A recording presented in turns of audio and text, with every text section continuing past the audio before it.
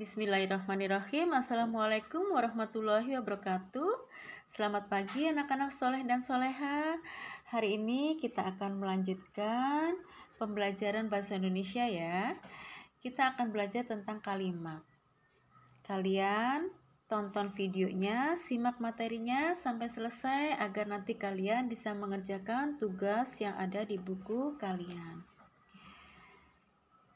Kita mulai ya. Materi pembelajaran yang akan kita pelajari hari ini adalah pengertian kalimat, unsur-unsur kalimat, dan contoh kalimat. Kita mulai dengan pengertian kalimat. Kalimat merupakan satuan terkecil dari bahasa dalam bentuk lisan maupun tulisan dan terdiri dari rangkaian kata yang mengandung makna atau arti tertentu. Kalimat dalam bentuk lisan ditandai dengan lafal, intonasi, jeda, dan tekanan. Sedangkan kalimat dalam bentuk tulisan dimulai dengan huruf kapital. Huruf kapital itu huruf besar ya. Dan diakhiri dengan tanda baca seperti tanda titik, tanda seru, ataupun tanda tanya. Sekarang kita lanjut ke unsur-unsur kalimat.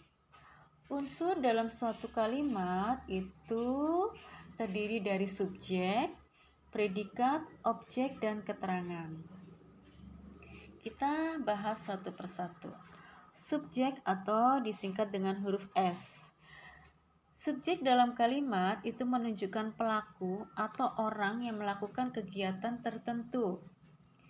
Pada umumnya, subjek itu berupa kata benda, seperti nama orang, nama hewan, nama tumbuhan, atau nama benda ya. Contohnya Mirna, kucing, melati, dan sekolah.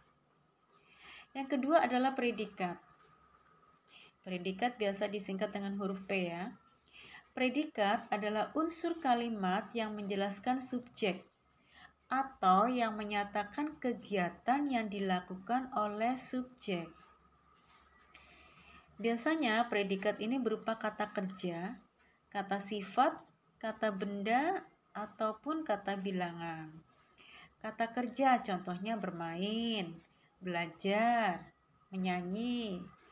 Kata sifat contohnya besar, tinggi, cantik.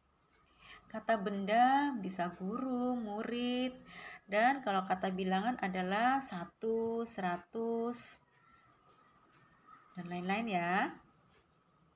Selanjutnya adalah objek.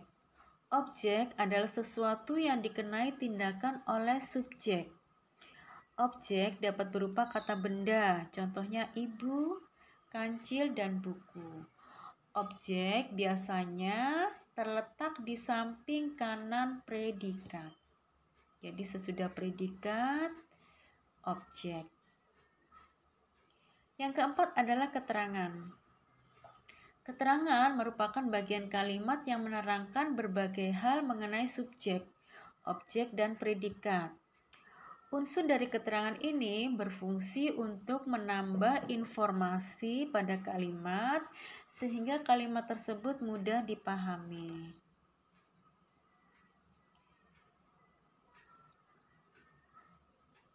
Macam-macam keterangan. Keterangan dalam suatu kalimat itu bisa menunjukkan keterangan tempat, keterangan cara, keterangan waktu, keterangan tujuan, keterangan alat, ataupun keterangan penyerta. Keterangan tempat contohnya di sekolah, di rumah. Kalau keterangan cara misalnya dengan cepat, dengan serius. Keterangan waktu bisa contohnya pagi hari, musim kemarau, jam 7. Nah, itu ya keterangan waktu. Kalau keterangan tujuan misalnya supaya bersih, supaya indah. Keterangan alat contohnya menggunakan pensil, mengendarai sepeda, dan yang terakhir adalah keterangan penyerta. Contohnya ditemani kakaknya bersama teman, ditemanin ibunya. Nah, paham ya dengan keterangan. Sekarang kita masuk ke contoh kalimat. Nah, di sini adalah contoh kalimat untuk kalimat yang pertama, polanya berpola SP. Polanya subjek dan predikat. Revina menggambar. Nah, Revina menunjukkan subjek sebagai pelaku. Menggambar adalah predikat. Jadi apa yang dilakukan oleh subjek itu merupakan predikat. Jadi yang dilakukan oleh subjek adalah menggambar.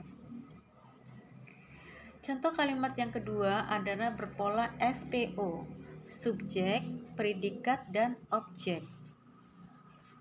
Revina menggambar kelinci. Revina sebagai subjek, pelakunya. Menggambar adalah predikat, apa yang dilakukan oleh subjek. Dan objeknya adalah kelinci. Contoh yang ketiga adalah kalimat yang berpola SPK. Revina menggambar di sekolah. Revina subjeknya, menggambar predikat, dan di sekolah adalah keterangan. Di sini adalah keterangan tempat. Tempatnya di sekolah ya. Contoh yang keempat adalah berpola SPOK. Terdiri dari subjek, predikat, objek, dan keterangan. Revina menggambar kelinci di sekolah. Revina sebagai subjek, pelakunya menggambar predikat apa yang dilakukan oleh subjek.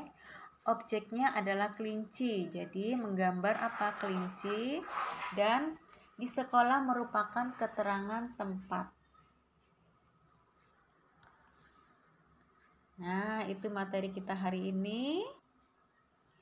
Semoga materi yang Ibu jelaskan hari ini bisa menambah pengetahuan kalian. Terima kasih sudah menyimak. Mohon maaf jika ada yang kurang dari materi ini. Mohon maaf. Terima kasih. Wassalamualaikum warahmatullahi wabarakatuh.